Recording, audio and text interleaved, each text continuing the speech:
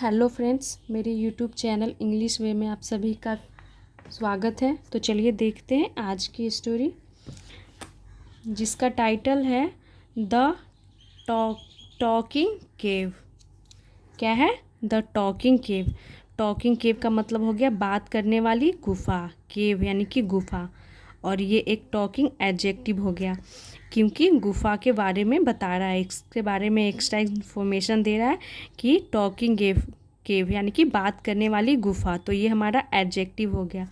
और एडजेक्टिव एक नॉर्मल वाला एडजेक्टिव होता है, जैसे कि ब्यूटीफुल हो गया, गुड हो गया, फुलिश हो गया, एक इस टाइप की एडजेक्टिव होती है। और एक आईएनजी फॉर्म में एडजेक्टिव होता है, और एक थर्ड फॉर्म वाली भी एडजेक्टिव होता है। तो एडजेक्टिव हमारा 3 टाइप का होता है। तो चलिए देखते हैं आज की स्टोरी, जिसका टाइटल है द टॉकिंग केव यानी कि बात करने वाली गुफा। देख सकते हैं ये गुफा है।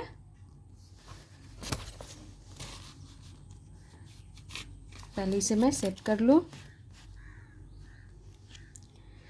There was a boar that lived in a cave. इसका मतलब हो गया ऑल अलोन। यहाँ फुल स्टॉप है तो पहले यहाँ तक देख लेते हैं। देयर वाज अ बोर यानी कि एक क्या था। बोर का मतलब क्या होता है? बोर का मतलब होता है एक सूअर, जंगली सूअर। तो देयर वाज अ बोर यानी कि एक सूअर था। और देयर एज ए यहाँ पे इंट्रोडक्टरी वर्ड यूज किया गया जब हमारे सेंटेंस में कोई सब्जेक्ट ना हो, जब ऐसे बोलना हो कि एक कुत्ता था, एक बिल्ली थी, तो इस टाइप के सेंटेंस में हम देयर का यूज करते हैं। देयर वाज अ बोर यानी कि एक क्या था? जंगली सूअर था। डैट यानी कि जो, लिव्ड यानी रहता था, इन अ केव यानी कि एक गुफा में रहता था। ऑल अलोन का मतलब हो गया अकेले, जो अकेले रहता था। तो एक जंगली सूअर था जो एक गुफा में अकेले रहता था। यहाँ तक हो गया। यहाँ से देखते हैं। He was very old. वह था बहुत ओल्ड यानी कि बूढ़ा था वो। तो जब यहाँ पे ही क्या हो गया, तो ही हमारा प्रोनाउन हो गया जो बोर के लिए यूज किया गया है। ही वॉज वेरी ओल्ड, वह बहुत बूढ़ा था। And so he always went to nearby places in search of food. So इसीलिए ही ऑलवेज, वो हमेशा, ऑलवेज का मतलब हो गया हमेशा, सदैव। वेंट टू यानी कि जाता था। टू यहाँ पे प्रीपोजिशन हो गया जो कि डायरेक्शन, दिशा को दिखाता है। तो वो जाता था हमेशा नियर बाय यानी नज़दीक के, प्लेसेस यानी कि जगहों पे, नज़दीक की जगहों पे जाता था क्योंकि वो ओल्ड था। इन सर्च ऑफ फूड यानी कि भोजन की तलाश में। इसका क्या मतलब हो गया यहाँ से यहाँ तक? भोजन की तलाश में। वन डे एक दिन, अ टाइगर एक बाघ, शॉ हिज केव एक टाइगर यानी कि एक बाघ, शॉ यानी कि देखा। अब यहाँ पे हम जब इंट्रोड्यूस कर रहे हैं तो अ के साथ अ टाइगर, इसके बाद कभी भी टाइगर का जिक्र होगा तो हम द के साथ करेंगे। अ टाइगर यानी कि एक बाघ, शॉ देखा, सी की सेकेंड फॉर्म सॉ हो गई। हिज केव उसका केव, किसका केव? तो उस बोर का। एंड डिसाइडेड और तय किया, टू किल यानी कि मारने के लिए उसने तय किया। हिम यानी कि बोर को, उसे यानी कि बोर को। फॉर हिज मील अपने भोजन के लिए। He decided that he would hide inside the cave and wait for the boar to come back in the evening. चलिए यहाँ तक देखते हैं। ही डिसाइड उसने तय किया कि ही वुड हाइड वह छिपेगा, और वुड यूज यहाँ पे इसीलिए किया गया है क्योंकि ये पास्ट की सेंटेंस है, पास्ट की स्टोरी है। तो पास्ट के बात को बताने के लिए क्या हो जाता है, यहाँ पे विल की जगह पे वुड का यूज करेंगे। ही डिसाइडेड उसने तय किया कि ही वुड हाइड वह छिपेगा, हाइड यानी कि छिपना, इनसाइड यानी कि अंदर, द केव यानी केव के अंदर छिपेगा, उस केव के अंदर यानी उस गुफा के अंदर। एंड वेट और इंतज़ार करेगा, फॉर द बोर यानी कि किसका इंतज़ार करेगा? तो उस बोर का। टू कम यानी आने का, बैक वापस, इन द इवनिंग यानी कि शाम में आने का उसका इंतज़ार करेगा। उसने क्या तय किया कि वो इस गुफा में छिपेगा और शाम को बोर का आने का इंतज़ार करेगा। देन तब ही वुड अटैक वह अटैक करेगा।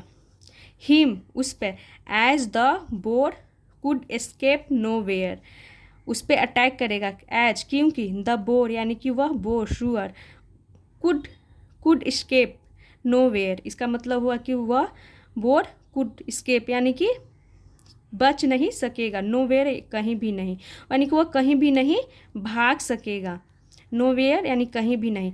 तो उसने क्या सोचा कि गुफा में मैं छिपूंगा, जैसे ही शाम को वो आएगा अपनी गुफा में तो मैं उस पर अटैक करूंगा, क्योंकि वो कहीं भाग नहीं पाएगा गुफा में, एक तो उसे पता भी नहीं होगा और गुफा में कहाँ वो भाग पाएगा, तो उसे भागने में भी नहीं बनेगा, इसीलिए वो बोल रहा है कि the boar could escape nowhere, यानी कि वह बच नहीं सकेगा, स्केप नहीं हो पाएगा कहीं भी, नोवेयर यानी कहीं भी। सो इसीलिए द नेक्स्ट डे यानी कि अगले दिन, आफ्टर सनराइज यानी कि आफ्टर यानी कि सनराइज, सनराइज का मतलब होगा कि सूर्य उदय, सूर्य उदय के बाद, द टाइगर यानी कि वह बाघ, हिड बिहाइंड सम बुशेस, हाइड की सेकेंड फॉर्म हो गई हिड यानी कि छुप गया, बिहाइंड यानी कि पीछे, सम बुशेस यानी कि कुछ झाड़ियों के पीछे वो छुप गया, and waited for the boar, और वेटेड यानी इंतजार किया, फॉर द बोर उस बोर का यानी कि सुअर का, to leave his cave, to leave यानी कि छोड़ने के लिए, हिज केव अपनी गुफा को, यानी कि उसने क्या किया, पहले तो वो झाड़ी के पीछे छिप गया कि ताकि वो जो बोर है जंगली सुअर वो अपना केव पहले छोड़ दे तो मैं उसमें जाकर छिप सकूं, इसके लिए उसने क्या किया, वेटेड इंतजार किया, for the boar to leave यानी कि छोड़ना, जाने के लिए, हिज केव अपनी गुफा से, आफ्टर अ वाइल, इसका मतलब हो गया आफ्टर अ वाइल का मतलब हो गया कि कुछ देर के बाद, ही हर्ड उसने सुना, तो यहाँ पे आर साइलेंट होता है, इसे क्या पढ़ते हैं हर्ड, ही हर्ड उसने सुना, तो ये क्या हो गया पास्ट इंडिफिनिट, उसने सुना, तो पास्ट इंडिफिनिट में हम सब्जेक्ट और वर्ब की सेकेंड फॉर्म का यूज करते हैं, उसने सुना, द बोर ग्रंटिंग, क्या सुना उसने, बोर ग्रंटिंग यानी कि उस जंगली सुअर को गुर्राते हुए, एंड सून और जल्द, सून इनफ यानी कि जल्द, ही शॉ उसने देखा, हिम उसे, ट्रॉटिंग अवे यानी कि भागते हुए उसने देखा, किसे यानी कि सुअर को देखा उसने, जंगली सुअर को, कि वह घुराया और उसे भागते हुए देखा, किसने, टाइगर ने, when the boar had gone, इसका मतलब हो गया जब, द बोर यानी कि वो जंगली सुअर, हैड गोन यानी कि चला गया था, तो ये हो गया हमारा सेंटेंस पास्ट परफेक्ट की, जिसमें हम हैड हेल्पिंग वर्ब का यूज करते हैं और वर्ब की थर्ड फॉर्म का, तो when the boar had gone, जब वो बोर चला गया था, द टाइगर वह बाघ, स्विफ्टली वेंट इनसाइड द नहीं, and hid at the back of the cave and waited, तो यहाँ तक देखते हैं,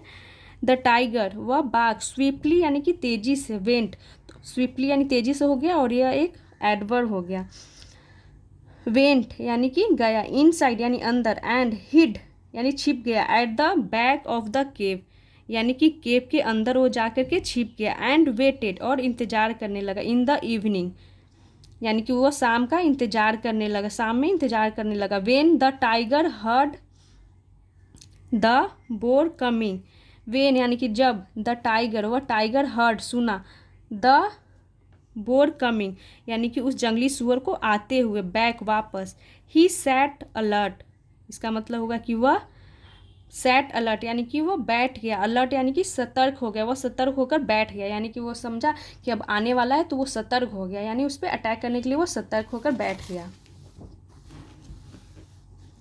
चलिए देखते हैं यहाँ से, वेन द बोर अप्रोच्ड यानी कि जब वो जंगली सुअर अप्रोच्ड यानी पहुंचा, हिज केव अपनी गुफा में, ही शॉ उसने देखा, लार्ज फुटप्रिंट्स, क्या देखा उसने, लार्ज यानी कि बड़ी फुटप्रिंट्स का मतलब हो गया पैरों के निशान, at the entrance of his cave, at the entrance का मतलब हो गया कि जो घर का बाहरी हिस्सा होता है, बाहरी भाग, उसे एंट्रेंस बोलते हैं, तो उसने क्या देखा, बड़ा सा फुटप्रिंट्स देखा यानी पैरों के निशान देखा at the entrance of his cave, अपनी गुफा के इंट्रेंस पे यानी कि बाहरी भाग जिसे बोलते प्रवेश द्वार। तो उसने प्रवेश द्वार पे क्या देखा, फुटप्रिंट्स देखा यानी कि पैरों के निशान अपनी गुफा के बाहर। डैट यानी कि जो, वर गोइंग यानी कि जो जा रहे थे, इन अंदर, इन यानी कि जो अंदर जा रहे थे, बट लेकिन, नॉट कमिंग आउट, लेकिन नॉट कमिंग आउट यानी कि बाहर नहीं आ रहे थे। यानी कि उसने देखा पैरों के निशान जाने का तो है बट आने का नहीं है, उसने ये देखा। ही इमीडिएटली यानी कि वह इमीडिएटली यानी तुरंत, स्टॉप्ड यानी कि रुका, the boar at once, the boar यानी कि वह जंगली सुअर, एट वंस का मतलब हो गया तुरंत। तो इमीडिएटली का मतलब ही तुरंत होता है, एट वंस का मतलब ही तुरंत होता है। एट वंस यानी कि उसने तुरंत, अंडरस्टूड वह तुरंत अंडरस्टूड हो गया यानी कि वह समझ गया। डैट कि देयर वाज डेंजर इनसाइड, तो वो क्या समझ गया कि देयर वाज डेंजर यानी कि खतरा है, इनसाइड अंदर, तो वो समझ गया कि अंदर खतरा है। यानी कि उसने देखा फुट प्रिंट्स पैरों के तो है निशान गया हुआ बट वापस लौटने का नहीं है, तो वो समझ गया कि जरूर अंदर कोई खतरा है।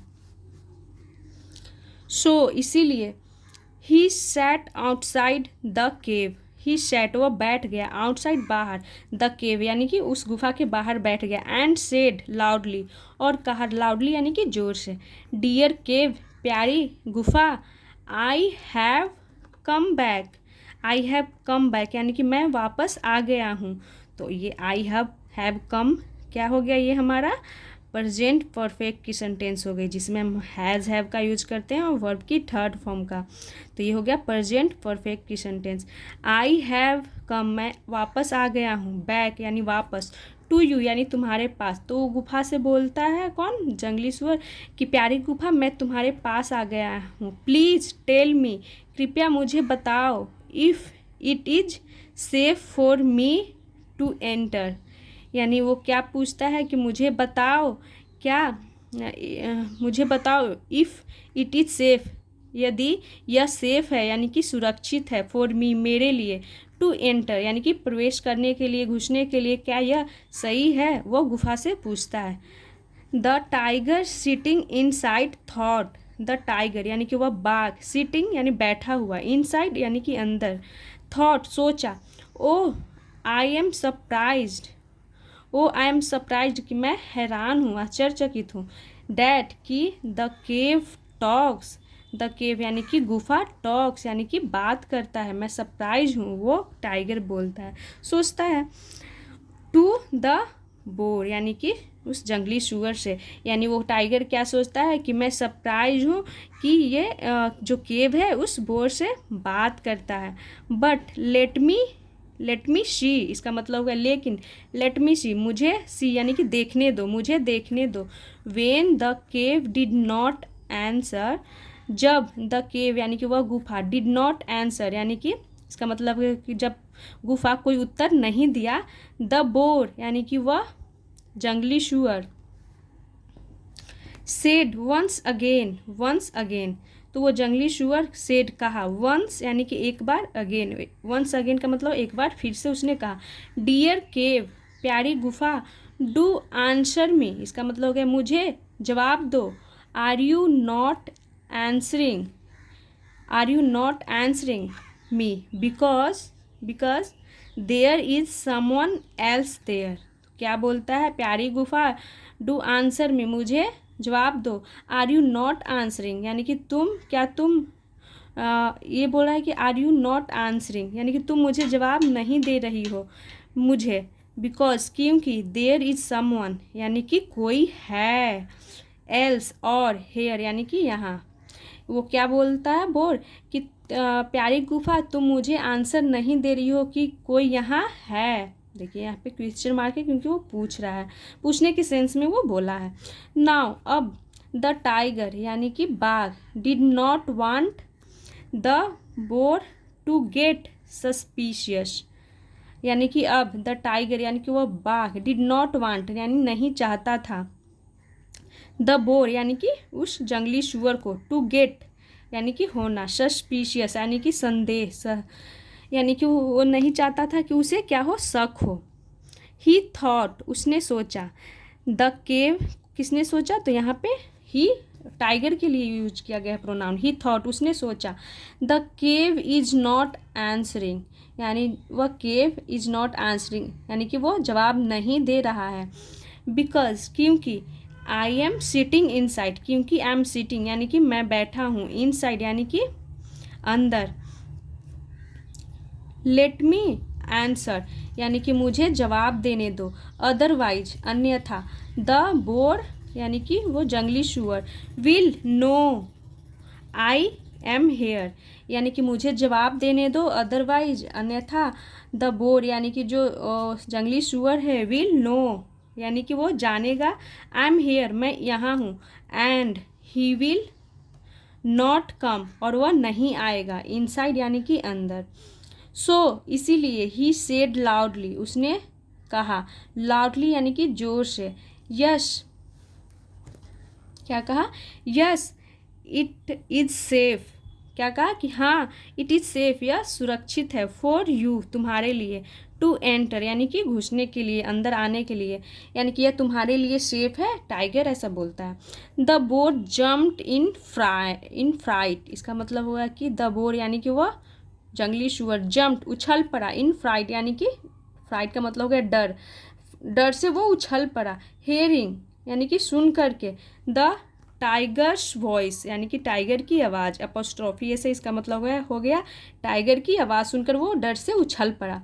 विथआउट सेइंग यानी कि बिना कुछ कहे, अ वर्ड यानी कि एक शब्द, बिना कुछ कहे एक शब्द, और यहाँ पर भी देख सकते हैं विथआउट के बाद आईएनजी फॉर्म दिखाया गया है, वर्ड में आईएनजी लगा हुआ है, तो प्रीपोजिशन के बाद हम आईएनजी फॉर्म में बोलते हैं, अगर जब वर्ब आता है तो आईएनजी फॉर्म में बोला जाता है।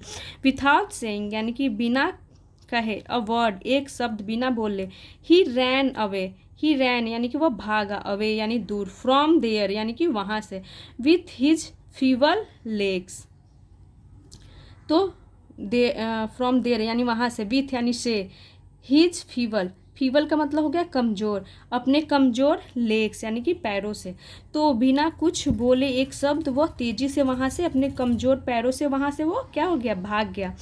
And the tiger kept waiting, the tiger वह बाघ, केप्ट वेटिंग यानी कि इसका मतलब हो गया वह इंतज़ार करते रहा, तो कीप की सेकेंड फॉर्म केप्ट होती है, और केप्ट के बाद भी हम आईएनजी लगाते हैं जो जेरंड को दिखाता है, तो कीप ऐसा वर्ड है जो अपने बगल में जेरंड लेता है, तो केप्ट वेटिंग यानी कि वो इंतज़ार करता रहा, कौन, tiger, the rest of the night यानी कि जो पूरी रात वो बचा हुआ जो रात था उसके बाद वह इंतज़ार करते रहा, कौन, टाइगर। तो देख सकते हैं यहाँ पे ये गुफा के अंदर ये टाइगर है, उसकी आंखें दिख रही है सिर्फ, और ये बोर है जंगली शुअर, तो ये जैसे ही आवाज़ सुना वो डर के भाग रहा है यहाँ पे।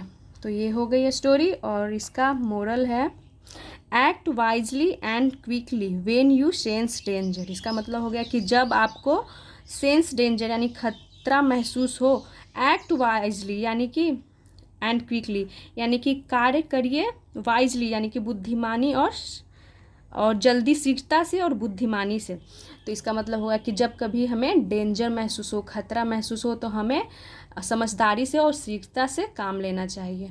तो ये थी आज की स्टोरी, आई होप आप लोगों को अच्छा लगा हो। तो ऐसे ही और वीडियोस देखने के लिए मेरे चैनल को सब्सक्राइब करें और वीडियो को लाइक करें। Thanks for watching.